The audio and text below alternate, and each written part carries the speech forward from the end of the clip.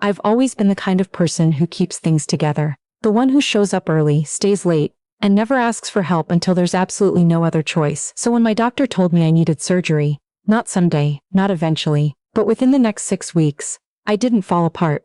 I made a list. I called the insurance company. I sorted out the logistics. What I didn't prepare for was my family. My name is Simone. I'm 32 years old. I work as a physical therapist assistant, which is a little ironic given what happened, and I live about 20 minutes from my parents in Phoenix, Arizona. I've always been close to them, or at least, I thought I was. Growing up, we had Sunday dinners. We called each other for everything. We showed up. That's what we did. That's what I believed we were. The surgery was for a uterine fibroid that had grown large enough to cause serious problems. My doctor, Dr. Okafor, explained it clearly. If we didn't remove it, I was looking at worsening anemia, potential fertility issues down the road, and pain that was only going to get worse. It wasn't life-threatening in the immediate sense, but it wasn't optional either. She gave me a window and said we needed to move. I called my mother the same evening. She picked up on the second ring, which felt promising. I told her everything, the diagnosis, the timeline, what the recovery would look like. She went quiet for a moment and Simone, that's serious, so you know we love you. And I felt something loosen in my chest. I remember thinking, okay, they've got me. Then she said, but we need to talk about the timing. My parents, my younger brother Keith, and his wife had been planning a trip to Cancún for over a year. A full week at an all-inclusive resort, something my parents had been saving towards since before the pandemic. My father's birthday fell right in the middle of it. Keith and his wife had booked non-refundable flights. My mother had already bought new luggage. When Dr. Okafor gave me the available surgery dates, the earliest slot that worked with the hospital schedule, and my insurance pre-authorization landed 4 days after their departure date, I didn't pick it to cause problems. I didn't pick it at all, really. That was the date the system gave me, and my doctor strongly recommended not pushing it further back. I explained all of this to my mother. There was a long pause. Could you ask about a date before we leave? She said. I had already asked. Dr. Okafor's OR schedule was packed. The pre-authorization from my insurance alone had taken 3 weeks. This was the date. My mother said she'd talked to my father. My father called me back 2 hours later. He was gentle about it. He said he was sorry about what I was going through. He said he wished things were different.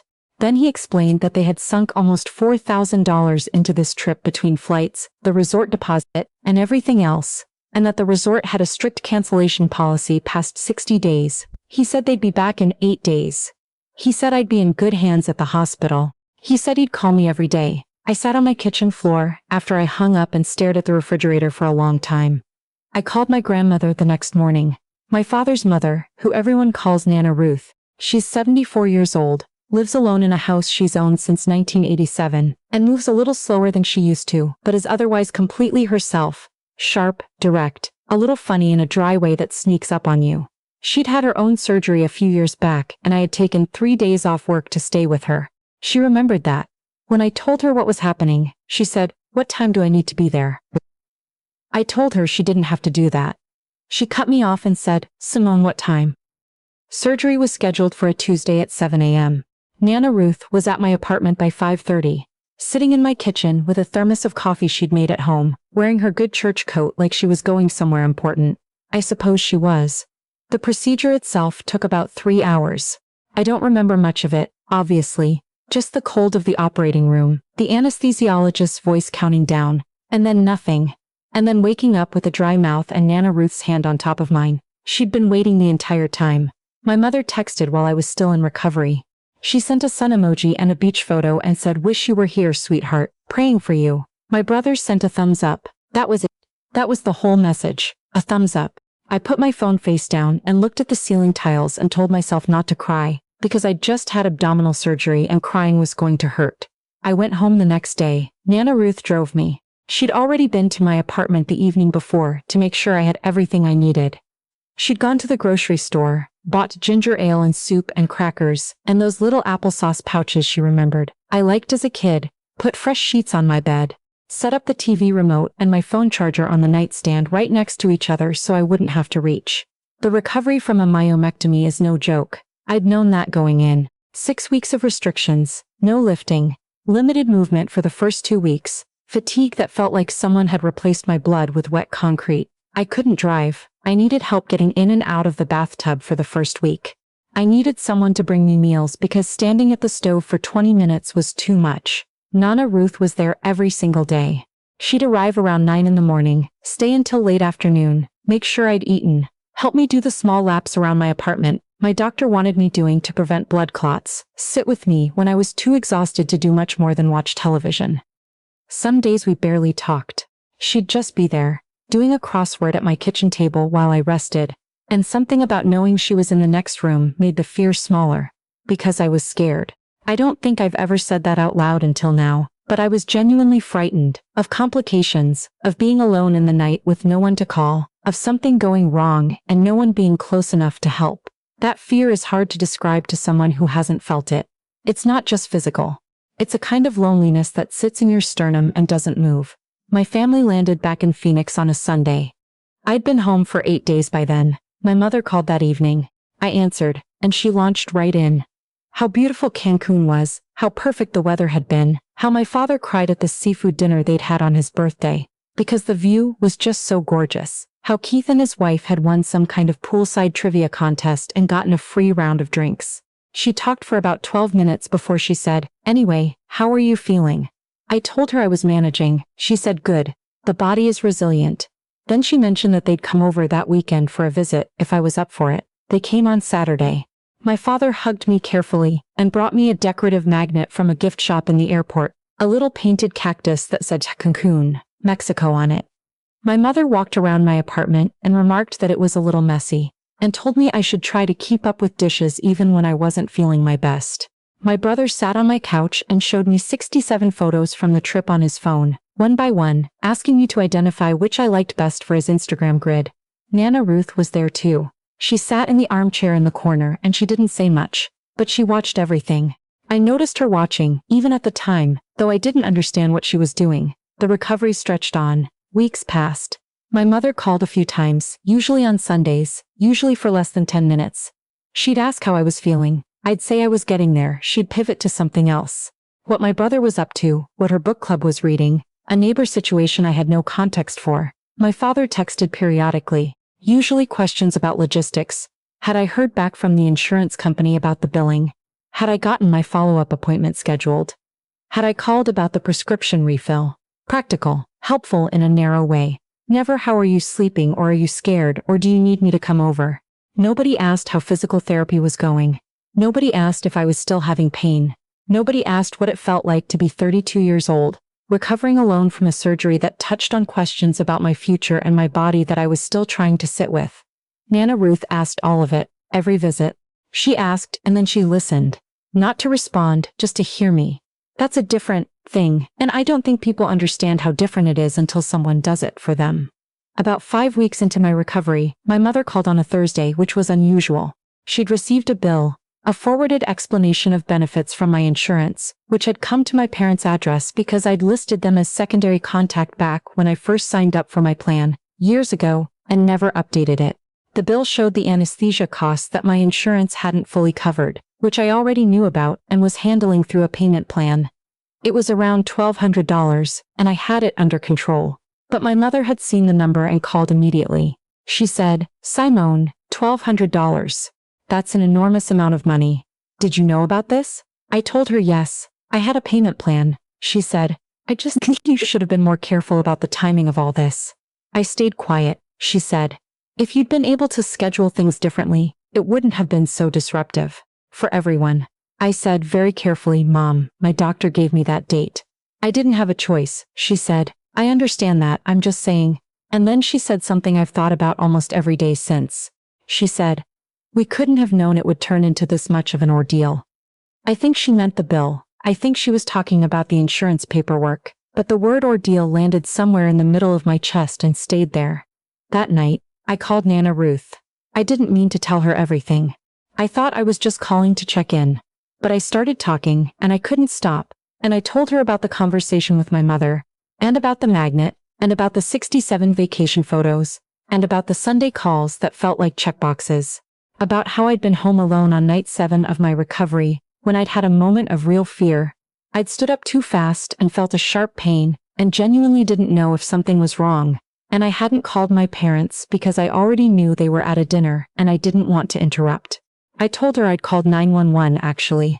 The pain had passed before they arrived and it turned out to be nothing serious, a muscle cramp, but the paramedics had come and checked me over and left, and I hadn't told anyone about it.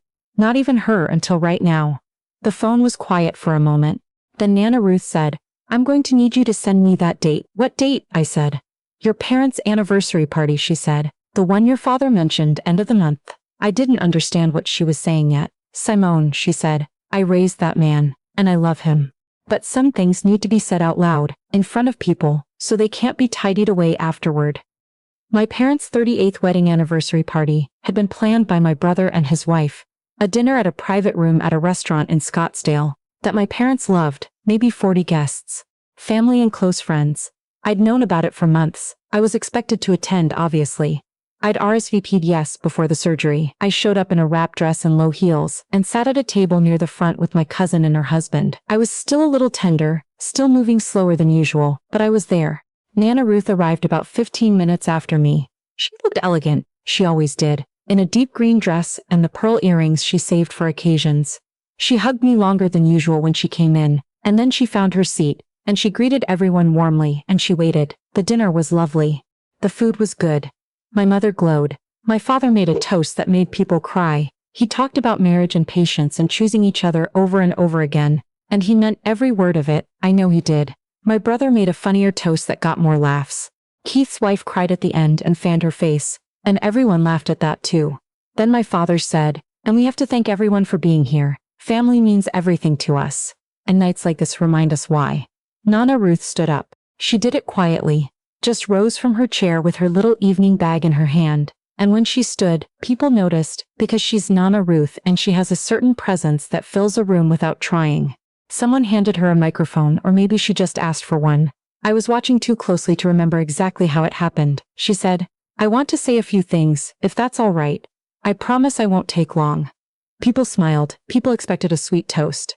She was 74, and she was their grandmother and their mother, and their family matriarch, and everyone settled in with their wine glasses, expecting something warm and brief. She said, 38 years is a long time. You've built a beautiful life, and I'm proud of both of you. I mean that sincerely." Then she opened her evening bag and took out her phone. She said, "On March 9th, your daughter went into surgery alone. She told you about the date weeks in advance. She told you she was scared. I know she told you that because she told me, and because I was the one sitting with her when she woke up." The room had gone very still. "I'm going to read a few things," she said, "not to embarrass anyone, but because I think some things deserve to be witnessed." She read my mother's text from recovery day 1. The sun emoji, the beach photo, "Wish you were here, sweetheart. Praying for you." She read my brother's thumbs up. She read the text thread from day 3, where I'd messaged my mother to say I was having a harder night than expected, that the pain was worse than usual, and my mother had responded 6 hours later with "Feel better. We're at dinner. Call tomorrow." She read the date and time of the night I'd called 911. She'd looked it up in the records I'd sent her, without knowing she was looking for that. She said, "Your daughter was alone in her apartment at 11:15 at night, and she called emergency services because she was frightened and in pain, and she did not call you because she didn't want to interrupt your evening." I was not looking at my parents. I was looking at the centerpiece on the table. It was a small arrangement of white roses, and I studied it very carefully. Nana Ruth said, "When you got home, you came to visit her once. You brought a magnet from the airport gift shop." Someone in the room made a sound that wasn't quite a word. She said, "I am not telling you that you are bad people. I know you love your children. But I need you to understand that love that doesn't show up is invisible. And your daughter has been sitting in a quiet apartment for 6 weeks, trying to decide if she imagined the family she thought she had." She put the phone back in her bag. She looked at my father directly, her son, and she said, "I raised you to do better than this." Then she sat down, smoothed her dress, and picked up her water glass. For a few seconds, nobody in that room made a sound. My father was the first one to speak. He said, "Mom," and then stopped. He looked at me for the first time all night, really looked at me, and his face did something I hadn't seen it do since I was a child. It crumpled. My mother had her hand over her mouth. Keith was staring at the table. The conversations that followed were messy and real. The kind you can't script and can't take back. My father came and crouched down next to my chair and held my hand, and didn't say anything for a long time, which was more than anything he'd said in 6 weeks. My mother cried, and some of it felt like relief, and some of it felt like grief, and I sat there and let it happen because I didn't have the energy to manage her feelings on top of my own. My brother found me later by the door and said, "I didn't think about it that way." That was all. But he said it quietly, and he looked me in the eyes, and I think he meant it. The drive home that night, Nana Ruth and I sat in her car in the parking lot for a while, before she started the engine. I asked her when she decided to do it. She said, "When you told me about the ambulance." I said, "You didn't have to." She said, "Yes, I did. Not for you even, for them. They need to know what they almost lost. Things didn't fix themselves overnight." I want to be honest about that, because I think that's what people miss. The idea that one moment of truth makes everything clean again. It doesn't. My mother and I had a long conversation on the phone a few days later that was uncomfortable and real, and left me exhausted but somehow lighter. My father started calling more, not to ask about insurance logistics, but just to talk. Just to ask how I was sleeping, and whether I was back to full strength yet. Last week he showed up at my door with soup he'd made himself, in a real pot, not from a can, and we sat at my kitchen table and ate together, and he told me he was sorry in a way that felt like he actually understood what he was apologizing for. I don't know where things go from here. Families are complicated in ways that can't be resolved in a single dinner, or a single phone call, or even a single story told out loud to a room full of people. But I know this, I am not the same person I was before March 9th. I know more clearly now who I can call at 11:15 at night. I know what it feels like to be truly held by someone, without expectation, without condition. And I know that the most important lesson I took from 6 weeks of recovery wasn't anything about healing or patience or being strong. It was that love shows up. It shows up at 5:30 in the morning, in a good church coat, with a thermos of coffee. It shows up in the passenger seat, on the way home from the hospital. It shows up in ginger ale and fresh sheets and a crossword puzzle, in the next room so you know you're not alone. That's what I learned. And Nana Ruth taught me that without saying a single word about it.